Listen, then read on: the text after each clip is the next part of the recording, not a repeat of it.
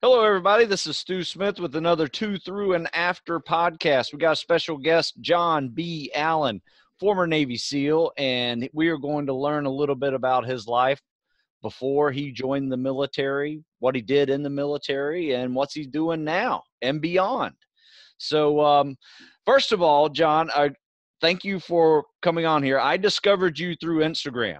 I think a lot of the team guys kind of bounce around and kind of follow all the same people. And I noticed your Instagram, John B. Allen 416. If you don't follow that, you should.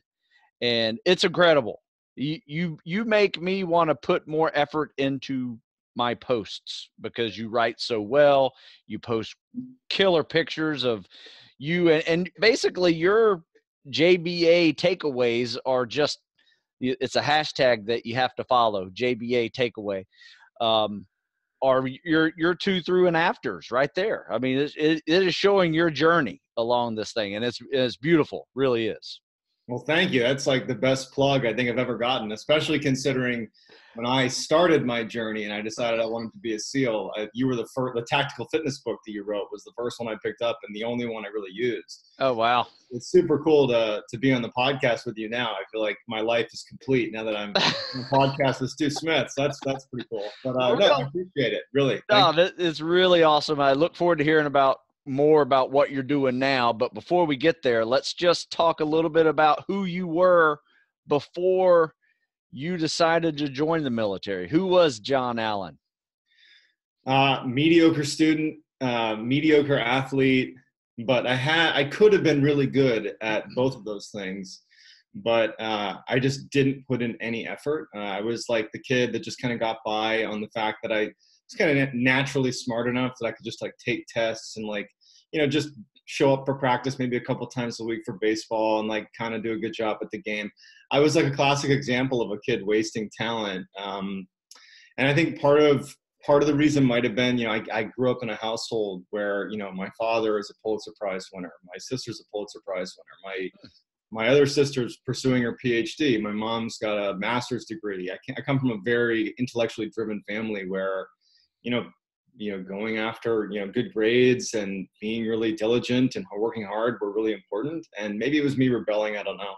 But I just didn't take things very seriously. I barely got through high school. I wasn't even going to apply to college, but luckily my mom, she wrote my college essay to go to school out at University of Massachusetts, Western Mass.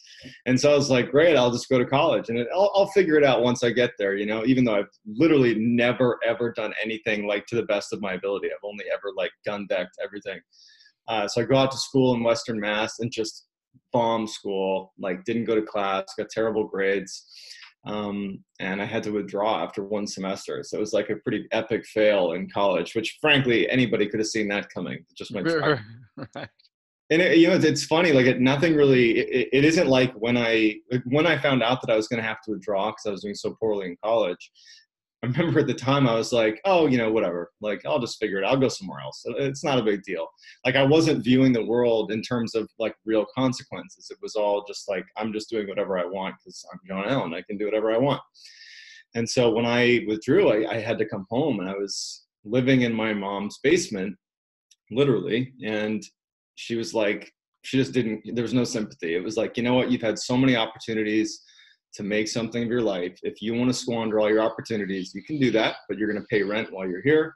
You're going to get a job. You're going to get out of this house as soon as you can because you're on your own. You're an adult. And it was like, damn. Yeah. Like sitting in my mom's basement, like just like thinking to myself, what have I done? Like, what have I done here? And so I started by, I went to a local school to get my grades up, and I figured that's one step in the right direction. I don't know what I'm going to do, but I need to get good grades. So I started, taking school seriously, and, I was able to do that pretty quickly. And then about halfway through my college career, because now I'm still living at home, I'm now taking these courses at a local school.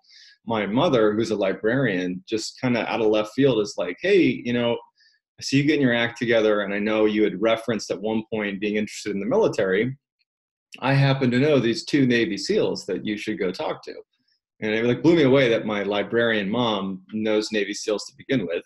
But I took her up on it. I was like, yeah, I'd love to meet these guys. And, it was probably one of the more profound things that's ever happened to me, which was laying eyes on these two guys and being in their presence. It like blew me away because, I didn't know all that much about Navy SEALs, but I had so much admiration and respect for them.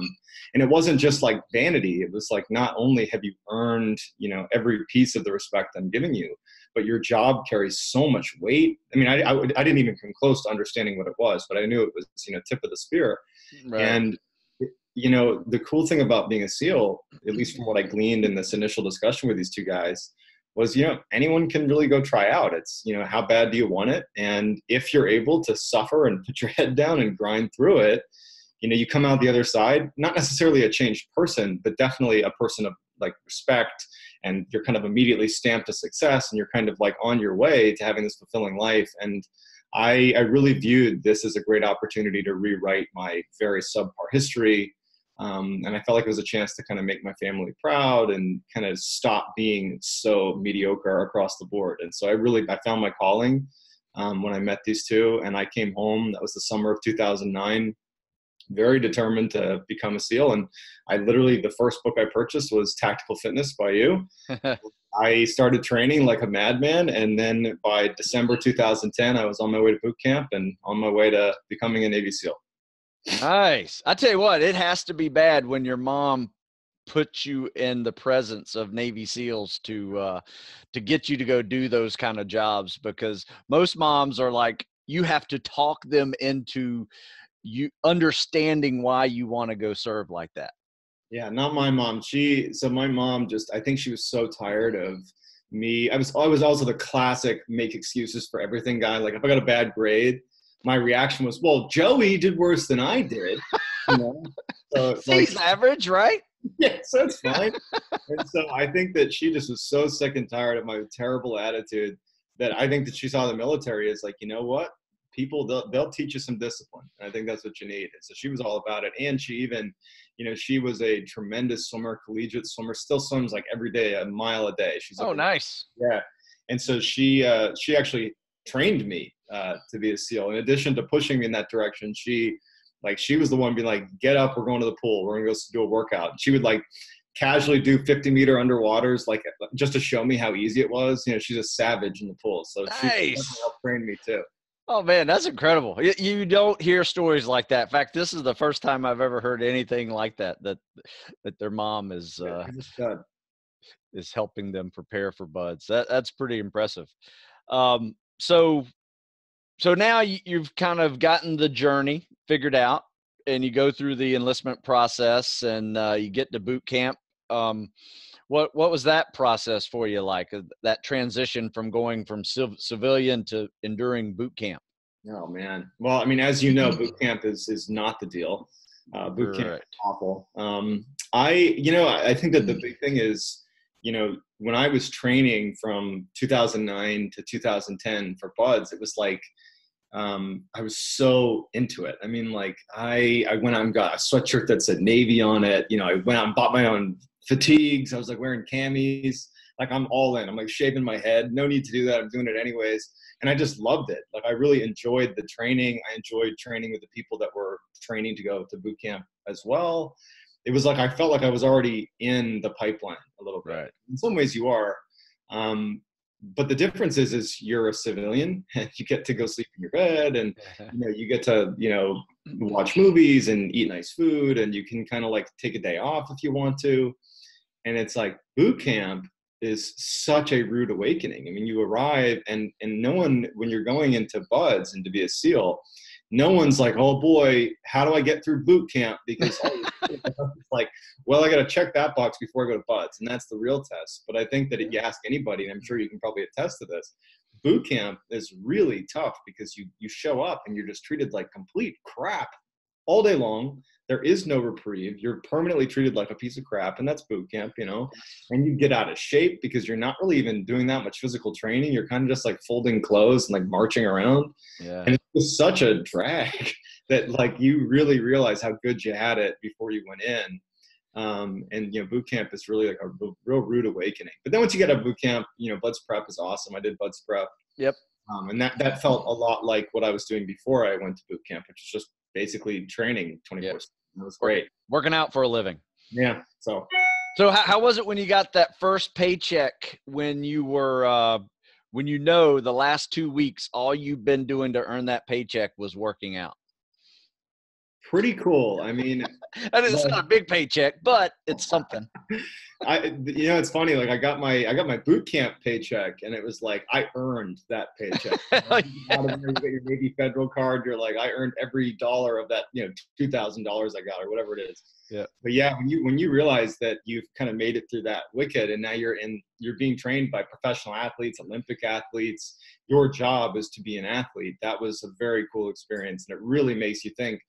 This is a big deal. Like this pipeline, being a SEAL, this is a very big deal. And you feel quite a bit of expectations, but at the same time, it's really cool to feel like you're part of such a small and exciting group. Yeah, absolutely. I think a lot of people miss that. I think they don't realize that, you are training to be an athlete again, right? Especially if you came out of a, athletic background in high school. I mean, this is, you're going to join another team, right? And you're just now a tactical athlete where you just have to be good at everything now. You don't just have to be good at, running or swimming or hitting a ball, right? You got to be good at it all now, right? And stakes are, frankly, they're higher. Even though you don't know what it's like to be at an operational team, you know that, everybody, or at least the people that are real serious about being there, that like are really meaning to graduate, not just to be a tourist. You realize that you're going into like a fraternity of warfighters. Like you're trying to be good at something so that you can protect your teammates, and like yes. So it's like it doesn't feel like sports. It feels like I need to be at the top of my game, literally to protect my teammates and to live. Yes. Yeah. The stakes are much higher. Absolutely. 100%. All right. So how about this? Now you've made it through prep and you're heading to buds. A lot of anxiety there, before you even get to the grinder. How was that? And when is it that you realize that, hey, I think I got this. I think I can actually finish this. So I think that I definitely did not have some moment where I was like, man, I'm totally going to graduate. And if I did, it was only after I finished pool comp, which at that point, I think most people, if you finish pool comp, which is in second phase, at that point, the test gates just are, the attrition rate is much lower. And so you're golden at that point. Yeah. But for me, I was so obsessed with the SEALs and with buds. I watched Class 234, the famous documentary. I pretty much consumed everything Navy SEAL, like everything Navy SEAL. So when I got to buds, it was both intimidating, because you're here now, and now the test begins, but also it was fascinating to see the O course. And to anybody who's obsessing over buds, just laying eyes on the O course for the first time, you're like, I can't believe, it's like you're seeing hallowed ground. And so yeah. I felt so excited and intimidated, and but at the same time, like I looked around at my class, and literally there's professional athletes that are in my class. Everybody's a D1 athlete. Like, at least in my mind, I remember thinking like, man, I just hope I last a little ways in this program.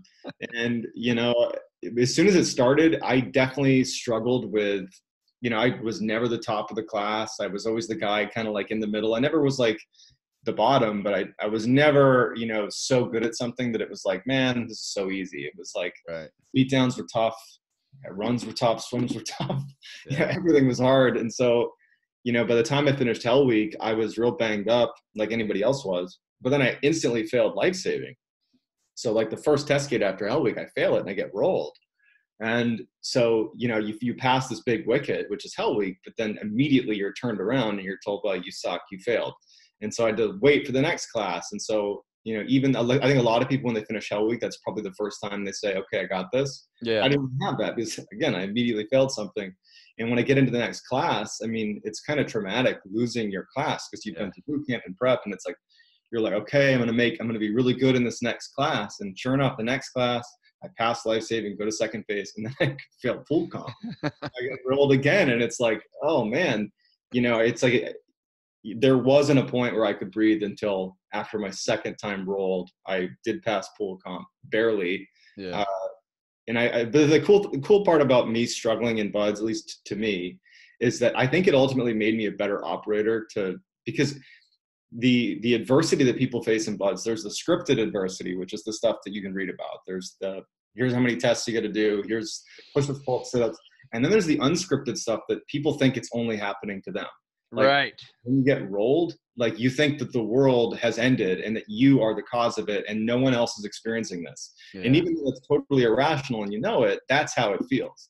Right. But like, that's the adversity that people have to deal with. And I had to go through that twice. I brought it on myself. It isn't like anybody did it to me. Yeah. Dealing with being rolled twice was brutal. So by the time I finished pool comp, I felt like I had it in the bag a little bit, but at the same time, I knew how terrible it was to get rolled. And so I was really minding my P's and Q's and just keeping my head down and trying to just do as much as I could to graduate. Yeah, it really is all about, I mean, like showing up every day with your A game. Yeah. You got to have your A game ready because you're right. I mean, it's little tests that can get you screwed, get you aborted. I mean, weekly 4-mile timed runs, weekly 2-mile ocean swims, weekly O courses, falling out on runs. It's just snowballs, right? And any one of those can get you kicked out. In fact, I would say probably, looking back at just my own class and other experiences, is that for a majority of people, it's those things that crush them. It's those simple little things that that you don't really think about training for, like the 4-mile timed runs and the 2-mile swims with fins. Oh, I got that, right? Yeah. But that, after getting beat down all week, and then on a Friday you got a 4-mile timed run to do on beat down legs. That's rough. Yeah. I mean, especially like exactly what you're saying, as the course goes on, the standards only get harder. You got to run faster through the course and you got to swim faster. All that has to be faster. Yeah. But you're deteriorating. You're not really getting stronger. You're getting weaker, even though you're doing more repetitions of things and you get used to doing, instead of doing sets of 20 push-ups every time you get dropped, it's like 50, but you feel so much weaker. So it's like you're getting weaker as the standards get harder. And I think for some people that can be really intimidating early on. You're like, man, I'm struggling now. And this is first phase. Right. Third phase, when like the standards are way harder. So it's all in your head, really. It is a lot in your head, and you got to see the light at the end of the tunnel, no matter how dark it looks. Yeah, for real. Second phase and third phase in front of you. So, all right. So buds, now you finish buds, you finish SQT, you go to your team. What was that journey like right across? Did you go right? You went to team 2, right? So That's you right. came across the United States to go to the East Coast. What was that journey like for you into your day 1 at SEAL Team 2? So I put in to go to the East Coast because my family lives in Boston, and I did the same. In my infinite genius, I was like, oh, I'm going to see him so often. Like, it's a 10-hour drive to Boston and you're in the teams. Like, you're never going to see him. Yeah. But yeah, so we packed up the car. My wife and I, we had 2 cats, loaded those guys in the car. We drove across the country. And we had the option to check into the team either before Christmas break, because we were getting into Christmas, or after Christmas break. And I elected to, I honestly don't remember the impetus behind wanting to do it so early, but I decided that I was going to check in early and just get the check-in out of the way, because the check-in requires walking into the team in your uniform and looking every bit the new guy that you are in front of all your like veteran teammates. It's really intimidating. And I was like, I'm going to get that out of the way and then go and leave. It's going to be great. I'll go hang out with my family. But I get to check in at the command, and I'm like staring at the building, and I can see that there's all this commotion inside the fenced-in area. And it's because the team had gotten back from Afghanistan, a couple of weeks earlier, and they're like offloading weapons. And like everybody who's over there that I'm going to have to go introduce myself to, wearing my brand new uniform and my brand new trident, looking like the complete turd that I am, like brand new guy. They've all just come back from Afghanistan. And so I'm like, man, and I told the command I was checking in. So it wasn't like I had the choice to back out. I had to go in. Right. And so I end up finally, after like an hour of just staring at the team, I walk in. And the first guy I see is this guy who had been involved in an IED explosion, and he had all this scar tissue across his face. like literally looked like an action hero with like the typical like scar down the side of his face. Just looked like the meanest Navy SEAL you could imagine. And here I am, like, look, I'm like 12 years old. I got my shiny trident, and I remember feeling like, oh, I just want to disappear. This is horrible. But he was actually really nice, and he ended up showing me around. I had to go introduce myself to all the different chiefs. And like, of course, you go into a room and everybody's just staring at you, and like they kind of give you a hard time because you're a new guy. But yeah, sure. honestly, it's funny. Like, even though it was like really awkward and intimidating, it was cool to be joining a team, you know, like finally after literally years, like I'm actually an active duty Navy SEAL at a team, and it was very cool. So it was kind of funny, even though it was intimidating. It's different than the buds intimidation factor where you're like, Right. I don't know if I'm going to last. This is like, these are going to be my friends at some point. I just got to get through this initial awkward meeting. But it was great. You know, I had a really good experience at Team 2. Yeah, so that was my first day at Team 2. Wow. Yeah, it is intimidating. I remember checking in, and it's one of those days that you just like, yeah, exactly. You explained it very well. You know that you've earned your spot to be there. Now you just have to impress your new friends that you should stay there. Exactly. You know, so it's a lot of fun, and it's you meet these guys and you're friends for life. It's a wonderful time. So, all right. So you've been at Team 2 for a few months. I guess you probably did a workup cycle and you deploy. How was some of that for you? Yeah. So I was really lucky to, you know, I checked into the team at the end of 2012. And so my workup was in 2013. And my first deployment was to Afghanistan. And you know, checking in, my generation of folks that graduated, there was some concern that we would kind of like miss the engagement in the Middle East just because no one really knew what was going to happen if you're going to get a chance to go see combat. And so we were very fortunate, my platoon, to have the opportunity to go to Afghanistan. And so at the end of 2013, went to Afghanistan. And I mean, there's a host of things that I felt about the deployment, both before and during and after. But I would say that looking back, I had lots of expectations about what war might be like. And honestly, most of them were met. And it was this just kind of profound experience of, you know, being in harm's way with the people that you love and that you care about. And, you know, you're all looking after each other. And it was a really almost like spiritual experience of just being in that space that is so hard to duplicate. At the end of that deployment, I'd been there for 5 months. We got into a gunfight that ultimately ended with me and a few of my guys, a few of the guys on my team getting hurt by a grenade.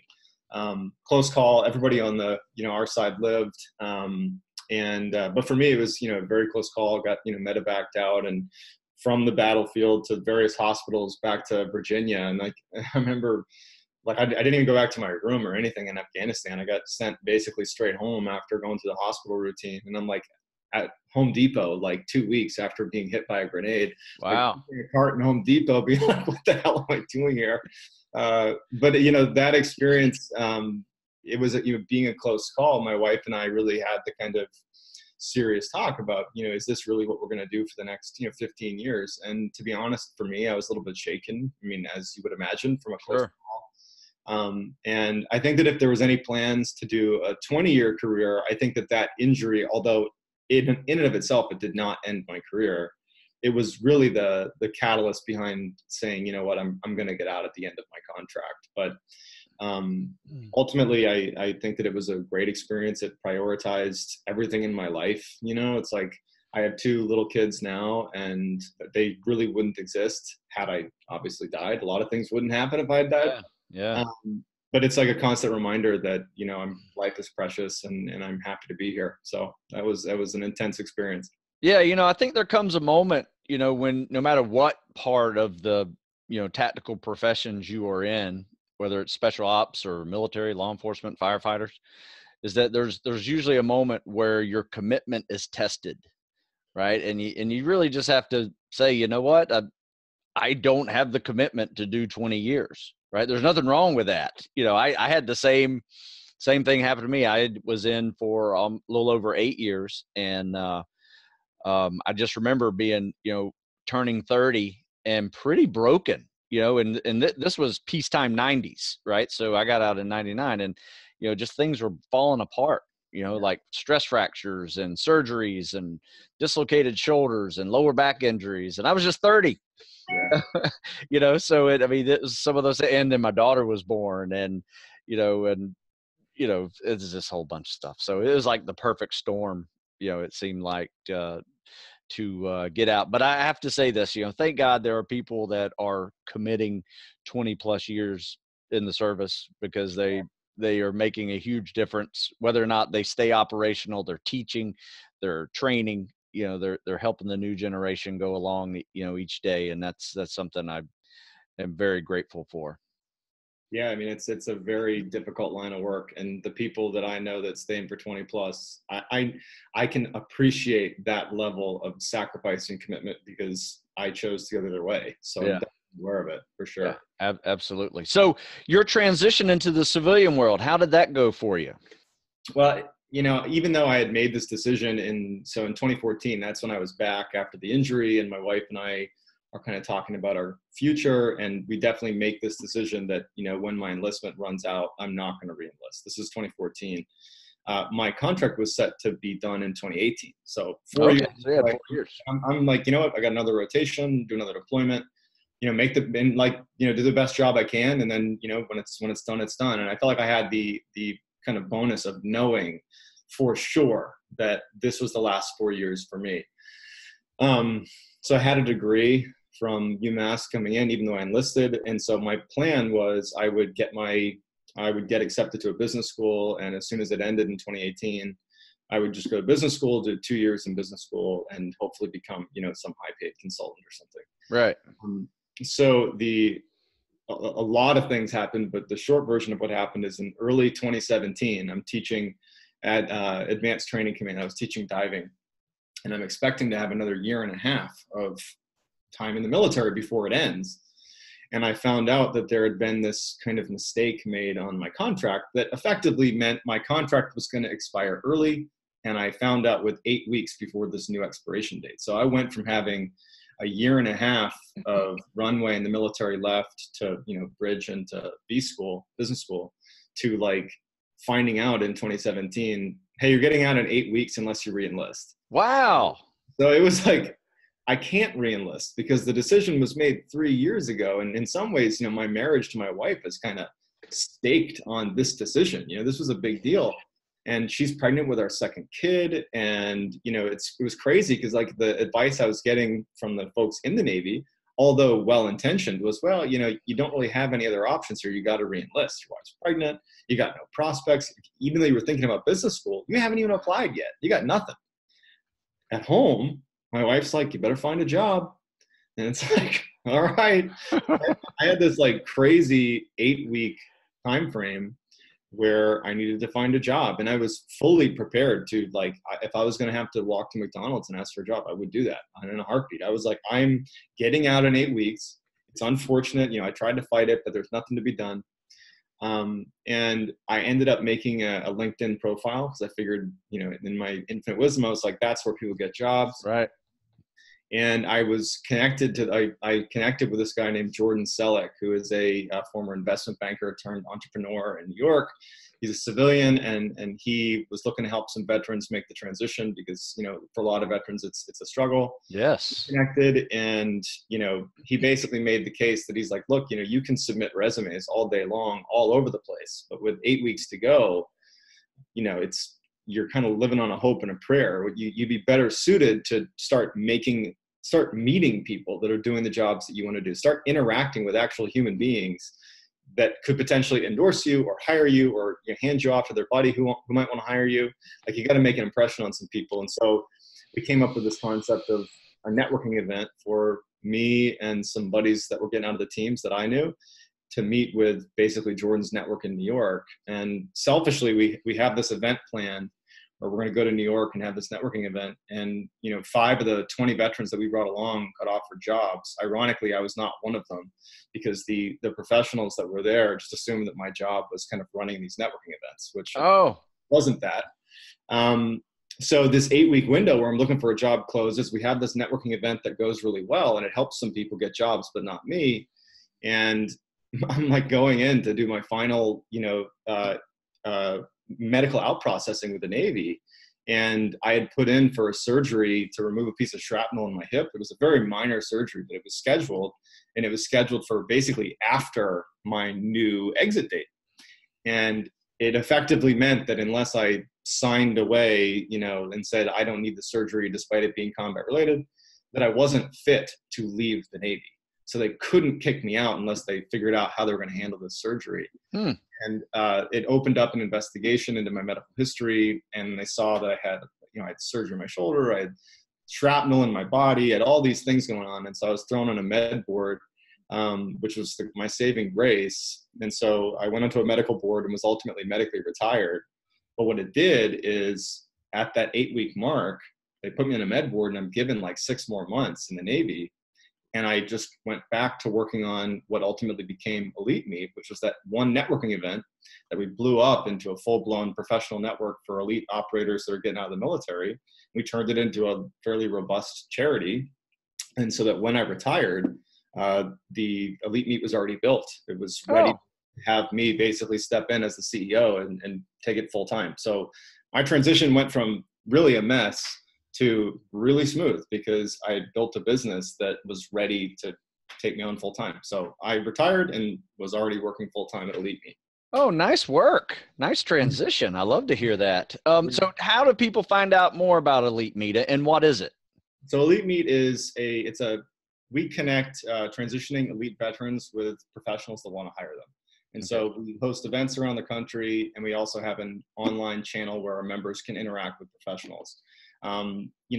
If you look at the scope of veteran transition and you say, what goes into transition, there's like your education component, learning about what you want to do. And then there's like interacting with employers, which is a very important step. Yes. We're really laser focused on taking people that are ready to interact with employers and connecting them to employers. So it's a highly curated matchmaking process. And the way it works is you apply on our website at elitemeet.us. So it's not .com, it's .us. And if you're accepted into the program, basically we have a network that spans the globe, and we can put you in touch with just about anybody you want. We have a list of hiring partners that we work with. So as soon as you're onboarded into Elite Meet, you can see these are the companies that if you wanted an interview with, you could in theory have.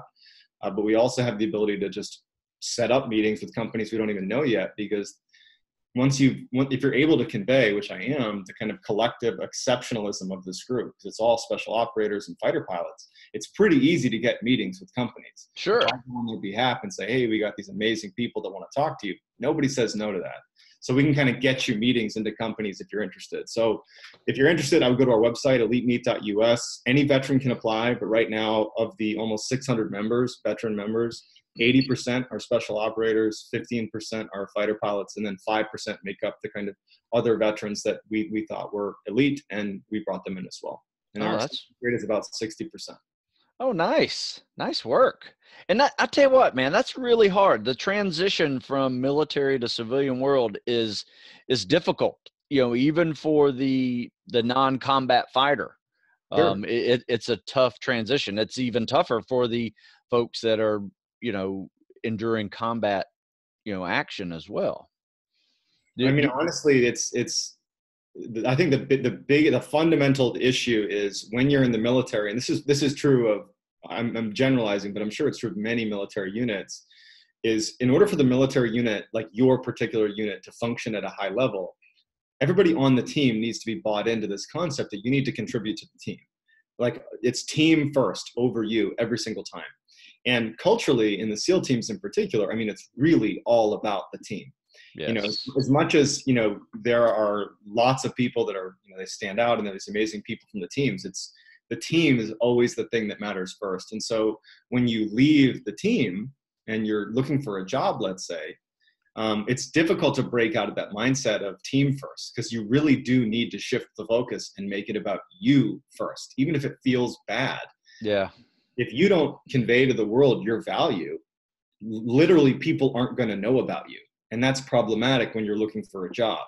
And so there's a resistance to, not a resistance, but it's a culture change. You go from it's all about the team, and I do my part and I contribute, and that's enough, to if you don't tell people why you are valuable, there's a chance that you just won't really get the job you want, or you'll be underemployed, or you'll be marginalized in some way. And that's a pretty rude awakening. And it makes for a very rocky transition for some people. Yeah. And hopefully you can take some of those skills that you've had in your military life and create an exceptional team in the civilian world that your employers will also be very grateful, and probably for the number one reason why they hired you. Absolutely. Is to create that same team mindset. Absolutely. But you're right. You do have to learn how to sell yourself. Yeah. Even if you hate it, it's a necessary evil. Yeah, absolutely. That's wonderful. So what is next for John B. Allen and Elite Meat? Or is there another phase of Elite Meat that's going to grow? What do you see in the next 5-10 years happening? It's a question that I ask myself a lot. I think that as much as my transition from, the Navy to Elite Meat was very smooth, I still think that I'm in transition a little bit, in the sense that it was almost like I fell backwards into Elite Meat. And it definitely was not the thing that I had intended to do. Sure. Elite Meat's going really well, and I absolutely love what I'm doing. But I don't know if it makes sense for me to be in this role forever. And so I'm really looking to, make sure Elite Meat as an organization is really rock solid, so that whether I'm running it or not, it needs to exist, because it's really making a huge impact on our community. And so right now I'm focused on building out the processes and structure so that the organization itself can last in perpetuity. And I think nice. Whether or not I'm in the CEO role or not, hopefully at some point it won't matter. You just need someone who's competent enough to run it. And I think that there's plenty of people that are as smart or smarter than I am that can do a better job. So I'm not really concerned about that. So it's about making the company more stable over the next probably 6 to 12 months, so that if we need to, we can bring in another CEO. But as for me, I don't really know what's next. I think that it's been really cool being on Instagram and getting to interact with the next generation of SEALs. That's been really rewarding. So I think that I love the idea of being in some sort of mentorship role kind of for the rest of my life. That really matters to me. But career-wise, I don't know. I think it's a big question mark. Right now it's Elite Meat. Might be something totally random, and I might have some cool story about it 2 years from now. Who knows? All right. Well, we'll have you back on to see what's next. Yeah. Absolutely. Hey, real quick, let me just share with everybody your screen here, right? Because I have your social media up here. John B. Allen 416. If you guys are watching video, that's where he is on Instagram.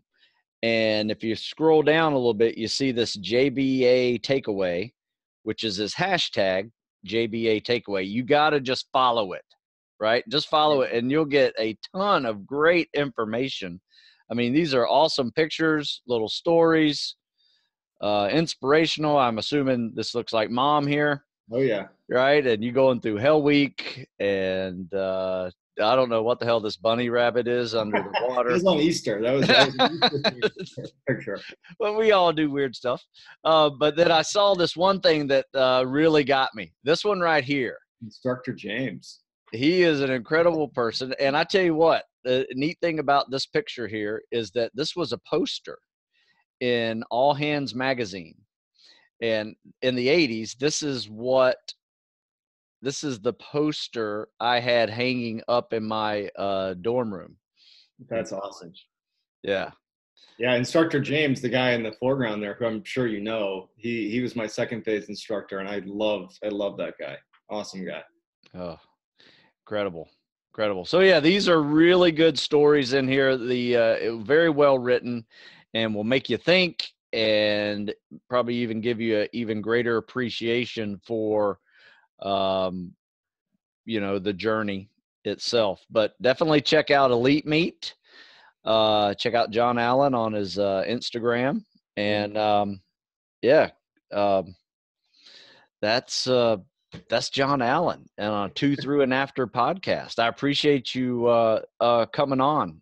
Honestly, I'm not kidding when I say it's an honor. I really do recall being a SEAL wannabe and looking up to you and reading your books, and it's awesome to have a chance to meet you and be on your podcast. So thank you very much. Well, thank you for making me feel relevant still. And I enjoy talking to all of the guys doing these 2 through and afters, especially hearing about their journey, because they're so different. Everybody's different, but then it's all the same with failing and being persistent and not quitting and just keep rolling with it until you finally succeed. And Absolutely. everybody's story is like that. It's just a different choreography of that. So it's very impressive to be a part of your journey. So I appreciate it. Well, thank you very much, Stu. All right. Thank you.